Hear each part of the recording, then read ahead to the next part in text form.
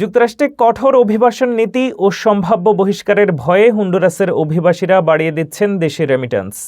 ২০২৫ সালের জানুয়ারি থেকে অক্টোবরের মধ্যে রেমিট্যান্স ২৬% বেড়েছে। অনিশ্চয়তার মধ্যে পরিবারকে সাহায্য করতে তারা প্রায় সব অতিরিক্ত অর্থ পাঠাচ্ছেন।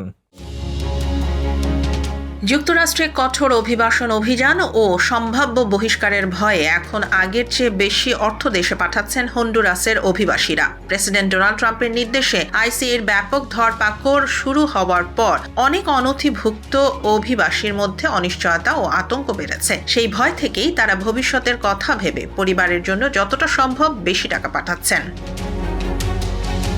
বিবিসির প্রতিবেদনে দেখা যায় ২০২৫ সালের জানুয়ারি থেকে অক্টোবর পর্যন্ত হন্ডুরাসের রেমিটেন্স বেড়েছে প্রায় ২৬%, যেখানে ২০২৪ সালে পুরো বছরে পাঠানো অর্থ ছিল $৯৭০ কোটি। সেখানে চলতি বছরের মাত্র ৯ মাসেই তা ছাড়িয়ে গেছে $১,১০০ কোটি। যুক্তরাষ্ট্রের নির্মাণ শ্রমিক হিসেবে কাজ করা এক অভিবাসী জানান, আগে মাসে $৫০০ পাঠালেও এখন তিনি প্রায় প্রতি সপ্তাহে $৩০০ করে পাঠাচ্ছেন। তার ভাষায়, এটা যেন সময়ের সঙ্গে দৌড়, কবে ধরা পড়ি বলা যায় না। অন্যদিকে এই কড়াকড়ির প্রভাব পড়েছে মানব পাচার ব্যবসায়ও। পাচারের খরচ দ্বিগুণ বেড়ে গেছে, ফলে অনেকেই এখন যুক্তরাষ্ট্রে যাওয়ার পরিকল্পনা স্থগিত করছেন।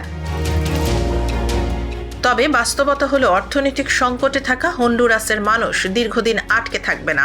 একজন সম্ভাব্য অভিবাসীর কথায়, ট্রাম্প হয়তো আমার পরিকল্পনা পিছিয়েছেন, বাতিল করতে পারেননি।